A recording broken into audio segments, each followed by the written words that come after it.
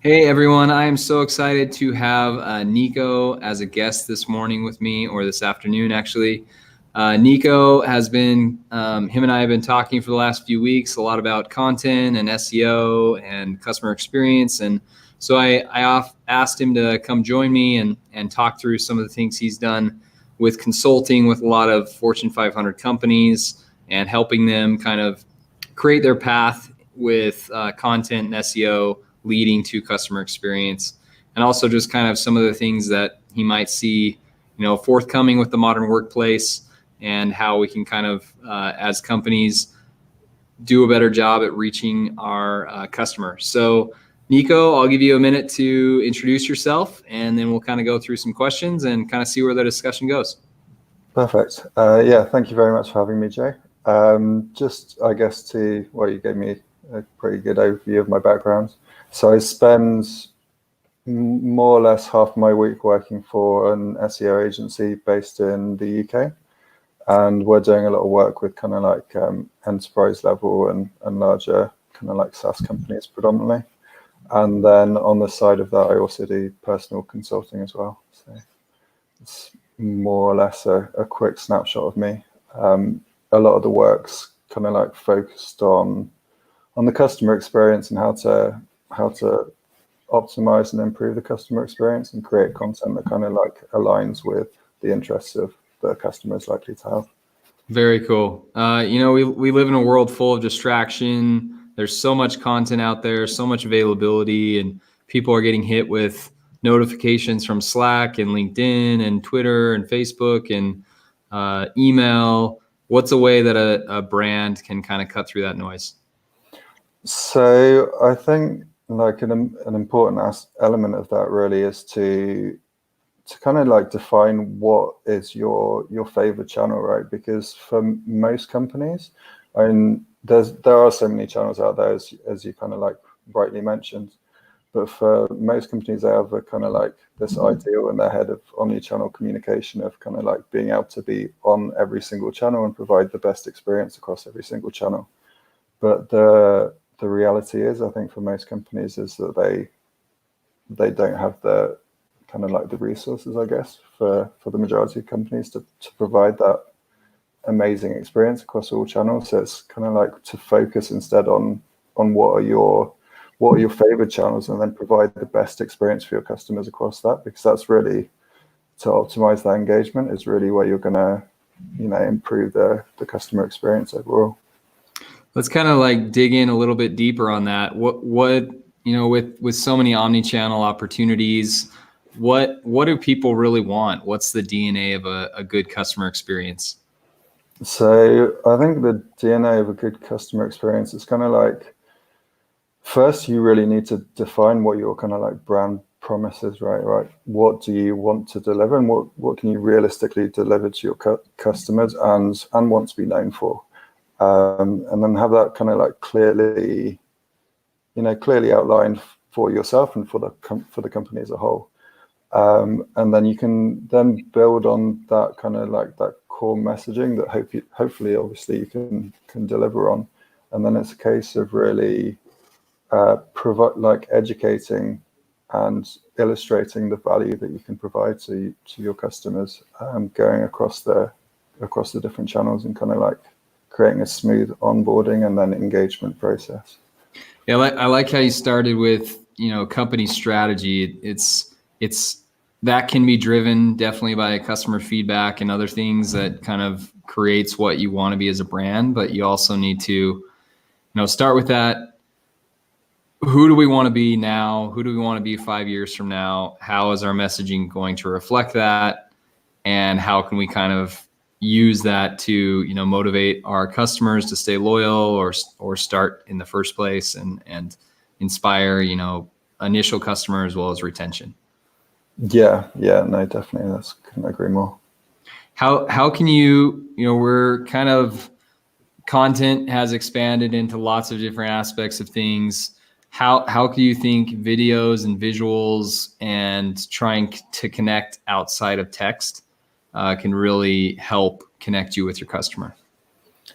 I think videos incredibly important, especially as part of the onboarding process. A lot more important than text, just because of the amount of data that you can provide, right? Like if we were having this conversation as an email sequence, then that would be, we'd be already be on the 50th email backwards and forwards.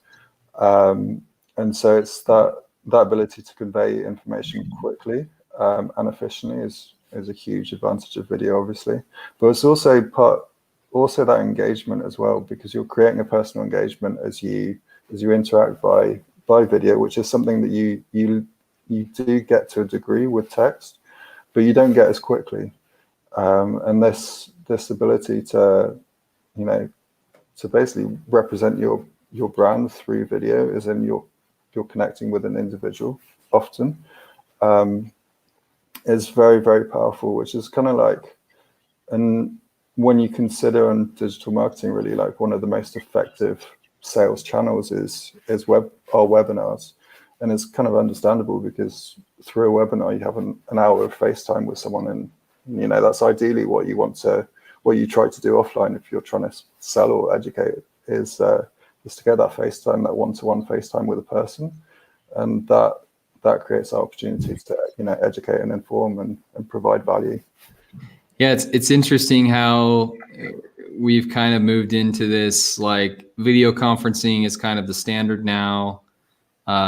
Tools like Cloud App provides like the asynchronous communication, like you said. Like yesterday, instead of typing out a massively long email, I was recording my screen and recording me talking to my screen of how I wanted a designer to do a certain thing on a landing page. And yeah, it was all about time, but also about that connection point. And those types of things can be really valuable, not just for your external brand and connecting with customers, but also like internal brand and how you're, working with other people on your team. Yeah, no, completely. I mean, I work as part of a distributed workforce. I guess I'm actually the only person that's distributed in our company. So that ability to connect via video is really important as part of just the day-to-day process of working, because it maintains that engagement with the person, which when if there's a miscommunication or something like that, which can happen quite easily, just kind of being able to just jump on a call and just deal with something very quickly can help resolve a problem, but also be kind of like, solve a problem faster, I guess, is also. Yeah, I mean, we did this survey of like 1,000 U.S. office workers last year, and we found that more than 50% of people said they would communicate more if done visually, but also people still preferred that like in-person communication. So it's interesting that we're all still human. We still need that like face-to-face communication. We need that connection and feel like we're, on a side of something together. So it's interesting how you talked about kind of, video and visuals helping to benefit that. Yeah, no, very, very important, I believe. When you're consulting, you have a little bit different kind of agency consulting background than I normally kind of talk with. So your customer is kind of, distributed. It's lots of different companies. They're all kind of, agency life, asking everything needs to be done like yesterday, and everything needs to have lots of results. And I'm sure there's lots of complaints, and more so than gratitudes. How do you kind of go about creating an experience for your customers in that sense? And what have you been able to find is a repeatable way to do that? So, I mean, some of the fundamentals are very similar to SaaS, in my opinion, because part of it is the onboarding process. So it's kind of like, how do you create a really smooth onboarding process? And for agencies, the fundamentals are very similar. It tends to be more of an offline process. So it's kind of like, how do you go from the sales meeting? How do you create that engagement through a sales meeting and try and achieve the outcome that you're looking for, which is to obviously land a client. But then, the components of that are kind of like showing your expertise, showing why you're the best person, or in the SaaS equivalent, it would be the best tool for the job. What the features are that you offer, and and trying to provide that experience, which is your expertise, which would be kind of like something similar to demo or similar to that. So it's kind of that whole process, while different, is very similar. And so it's really a clear focus on the customer, on understanding what their pain points are likely to be, and then understanding what your brand promise is, and being able to convey that as efficiently as possible, and to your best, to the best degree that you can, essentially. It's really good. I like how you kind of tied it back to brand strategy, and really just being focused on what you want to deliver, and kind of really doubling down on that with creating that experience. Yeah. And then I guess the ongoing part, which is similar-ish to SaaS, is the kind of retention part. Is obviously with SaaS, you've got a tool and you're trying to keep them in the tool, and hopefully they just do that without any kind of prompts. But then you have the bits alongside, which are kind of like your webinars or your email sequences, where you send emails out, where you're trying to kind of like maintain that engagement. And for us, it would be the regular meetings, right? The ability to do those video chats, to not only to touch base, to discuss the project, but also to kind of like maintain a friendship alongside. Those kind of like, it's important regardless of what niche you're operating in. I think that's a very important aspect of business. Yeah, I agree. You're also a customer on your own side. You're buying tools, you're buying clothes online, you're buying lots of stuff as a consumer. What's a recent experience you've had as a customer yourself that has kind of made you more loyal, made you more connected to a brand?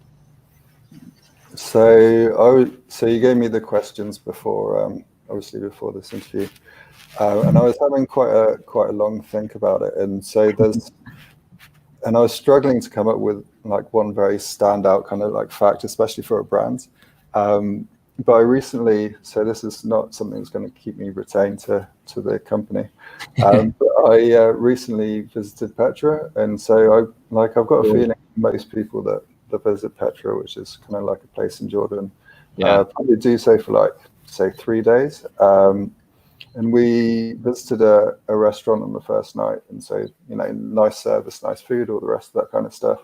Got to the end, got to the bill, and the guy was like, no, you're not allowed to leave now. Let me give you dessert and a cup of tea. And so dessert and a cup of tea came along.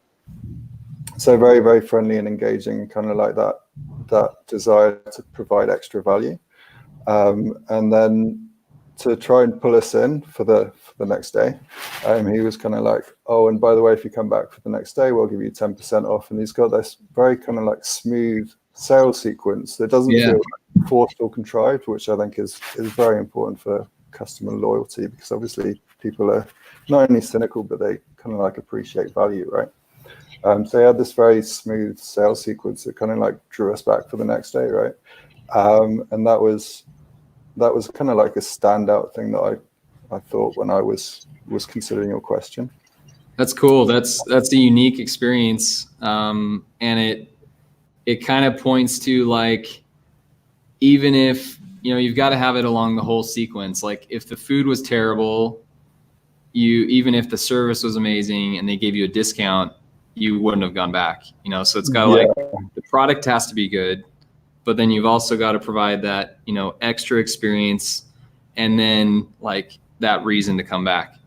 No, exactly, and it's a very like simple sales sequence that he has, but I think it's I can see that being a very effective sales sequence, and it's kind of like what you ideally look for from a company, right? Is that kind of like the ability to show your value, show the extra value that you can bring, because most companies operate in a very competitive marketplace, and then how to pull people back in, or retain them essentially. So what do you think?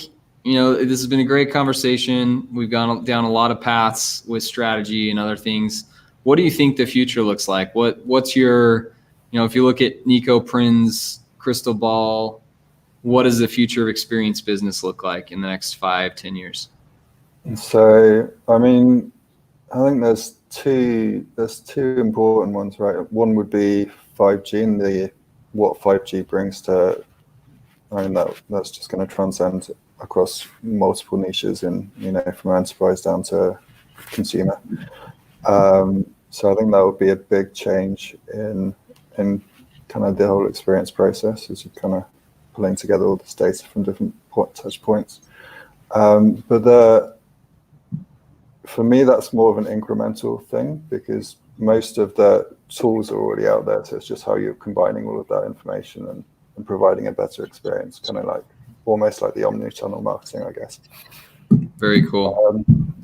And then the second thing, which I think is going to be the bigger change point, is really the virtual reality, because we're starting, it's like almost like the 80s with the huge phones. Like It's a starting point now, but 10 years from now, it's going to be, it's going to be a big change. And I think that's going to be one of the biggest ones, I guess. Yeah, that's a good point. I worked at Adobe before Cloud App, and so I was kind of part of this customer experience business narrative development from Adobe's perspective. Yeah. And I remember one of the coolest things I saw from VR was, I think it was REI, and they, an outdoor retailer, they were presenting at Adobe Summit, the conference, and they showed like a virtual shopping experience. And you could actually, like, with the gloves and, gauntlets they had on, you could actually pick up the items, like spin them around, look at them, put them in your, like, virtual cart, and then check it out. It's like, it's because that's kind of what's been missing from online buying, is kind of the touch and feel and the satisfaction of that. So it's interesting that you brought that up. Yeah, no, I think you're giving a nice illustration of where that could potentially, where virtual reality can potentially take you. And I think that's it. It's just where at such the beginning points where it's not really, people aren't really used to it. And so once it gets to that stage, like, the options are going to be so varied, I guess. Very cool. Well, Nico, thank you so much for your time today. Lots of great insights from your opportunities, consulting with a lot of Fortune 500 companies. Lots of good stuff on customer experience, and we'll have to do this again soon. Yeah, no, thank you very much for your time. Appreciate it.